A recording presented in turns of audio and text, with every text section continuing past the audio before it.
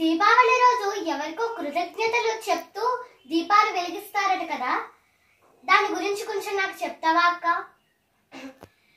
దీపావళి రోజున ఏం చేయాలంటే, దీపావళి ముందు రోజు నరక చతుర్దశి నాడు, అలాగే దీపావళి రోజు కూడా శ్రద్ధగా దీపాలను వెలిగించాలి.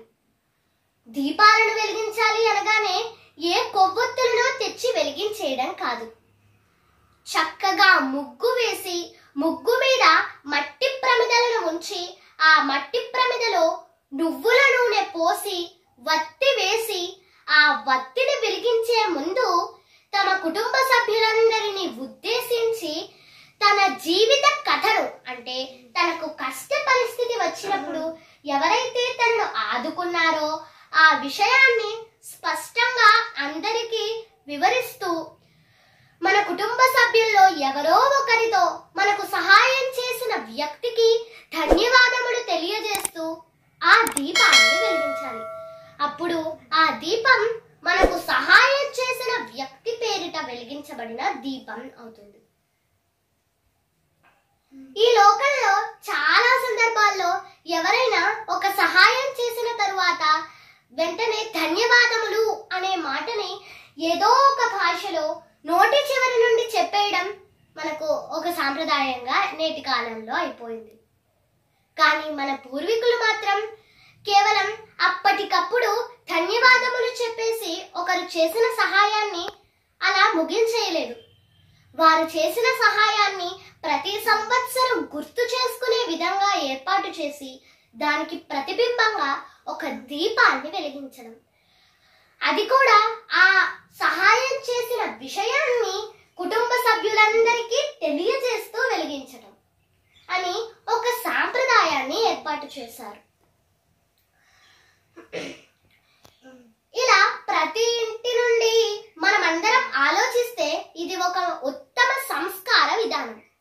ఇలా ప్రతి ఇంట్లోనూ తమ కృతజ్ఞతను తెలియజేస్తూ వెలిగించిన అనేక దీపాలు ఉంటాయి కదా, ఆ దీపాలన్నింటినీ పెట్టినందుకు సాక్ష్యంగా ఒక సాక్షి దీపాన్ని కూడా వెలిగించాలి. ఆ సాక్షి దీపాన్ని సమీప దేవాలయంలో దీపావళి రోజున ప్రదోష కాలంలో, అంటే సంధ్యా సమయంలో భగవంతునికి సమర్పించాలి. ఇలా ప్రతి ఇంటి నుండి వచ్చిన అనేక సాక్ష్య దీపాల సమూహంతో ఆ దేవాలయం శోభాయమానంగా కనిపిస్తుంటే ఆ దీపాల ఆవళి దీపావళి అవుతుంది.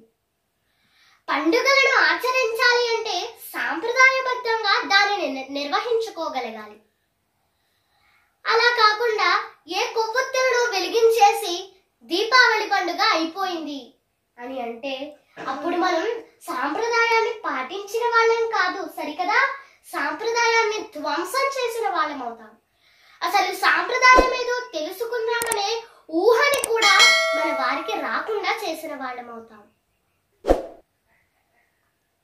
దీపం జ్యోతి పరం బ్రహ్మ దీపం సర్వతమోపహం దీపేన సాధ్యతే సర్వం సంధ్యా దీపం నమోస్తుతే. దీపం అజ్ఞానాన్ని తొలగించి జ్ఞానాన్ని ప్రసాదించేది. దీపం చీకటిని పారద్రోలి వెలుగును ప్రసాదించేది. సనాతన బంధువులందరము సాంప్రదాయబద్ధంగా దీపావళి పండుగను జరుపుకుందాం. సనాతన బంధువులందరికీ దీపావళి పండుగ శుభాకాంక్షలు. ఈ వీడియో మీకు నచ్చినట్లయితే లైక్ చేసి షేర్ చేయండి, సబ్స్క్రైబ్ చేసి బెల్ ఐకాన్ని క్లిక్ చేయండి. ధన్యవాదములు.